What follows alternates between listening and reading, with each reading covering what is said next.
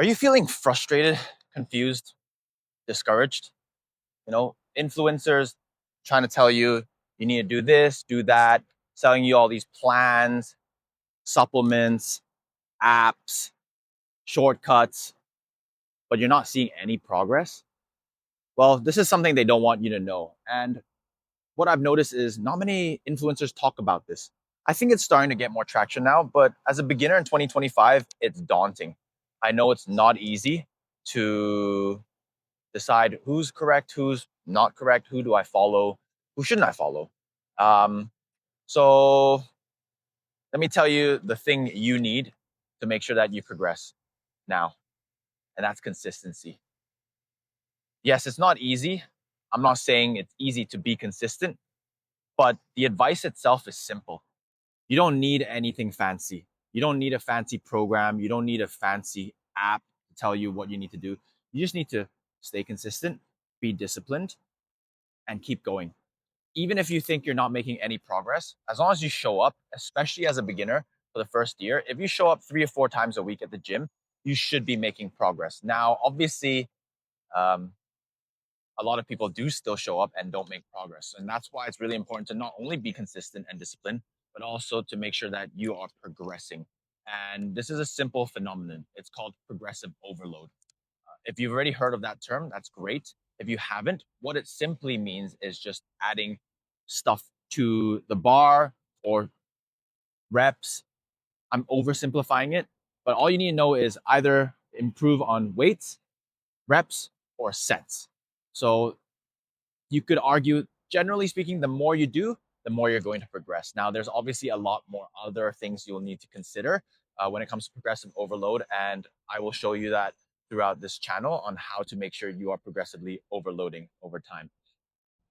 So, back to the point. Let me tell you a story, okay?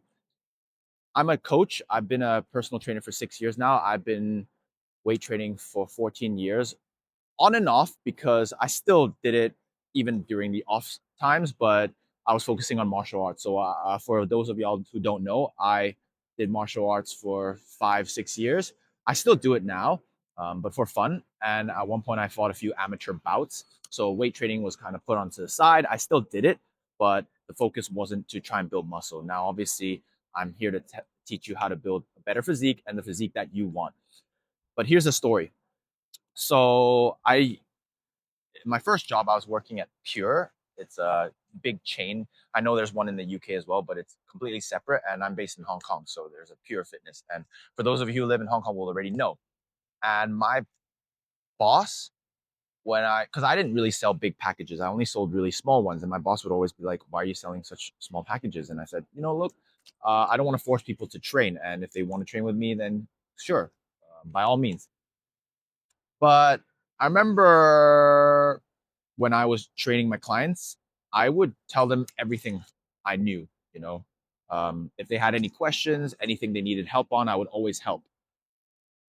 And I think my boss overheard some of my conversations. Right, he was my line manager, so he said, "Hey, Locke, you really shouldn't be giving them that much information." And I was like, "Wait, what do you mean?"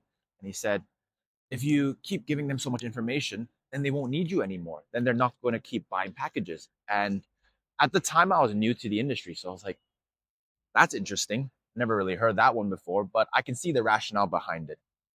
Fast forward to having 6 years of experience, I realized it's yes. If you're not confident in yourself, then you're probably going to need to do that. But I've had clients that have stuck with me for 4 years now. I do not withhold any information from them. I tell them everything they want to know and need to know, and they're still with me. So I don't really understand the logic behind that. But that's a short story behind what the fitness industry doesn't want you to know. They want you to think that you're dependent on them and that they have all this information that you need as long as you keep coming back. Yes, they can give you a lot of information, but to be honest, you really only need to know some basic principles to get the physique you want. So the truth is, you only need about 7 movements. You need some sort of pulling motion, some sort of pushing motion. Now we can split those two into horizontal and vertical, but I wouldn't even worry about that for now. So think about a pushing motion and a pulling motion. Then you've got a knee dominant movement. So usually it's a squatting pattern. And then you've got your hip dominant movement. So that would be something like a hip thrust or a deadlift and a lunge. That would be your lower body covered already. And then you just need a bit of core. So that's 6. Yeah, not even 7. Well, yeah, you get the point. Obviously, if you include horizontal push pull, then you'll have 8. But you really only need about 6 to 8. So I wouldn't overcomplicate it. And if you make sure you progressively overload on these movements, i.e., adding weight, reps, or sets, you will progress. It's that simple. All I have to say now is keep going at it. Find yourself a program that does that 3 to 4 days a week. At some point, I will probably write up my beginner program template and share it with y'all. So then I can help y'all. And yes, there's a little bit of a difference on how I train men and women based on not because of genetics or anything, it's just based on what they want. So men usually prefer and want a bigger chest, wider back, and bigger shoulders. It makes them look bigger. And they're more upper body dominant in terms of aesthetics and what they want. But for women, they tend to prefer to train their glutes, hamstrings, sometimes. A lot of Asian women don't want bigger quads, but I think that's just dependent on your goals and what you deem as a nice physique. And obviously, a lot of back and arms because it looks nice. But we don't really need any pecs. I don't think women generally want to train pecs. They don't need bigger pecs. So yeah, that's all you really need. Now, obviously, you need good sleep and a good diet, but that's for another time. So I just want to give a little bit of motivation as well for y'all. On days where you feel like you can't do it, go. Just show up. You don't have to lift heavy. You don't even need to progressively overload. Yes, that's the goal, but just rock up. Build up that habit. It's like brushing your teeth. The more you do it, the more it becomes a habit, and you'll just think of it as something you have to do every week. And hopefully you can enjoy the process as well, because if you can do that, I promise you, you're going to stick to it for years. And if you stick to it for years, you will progress and get to that physique you want.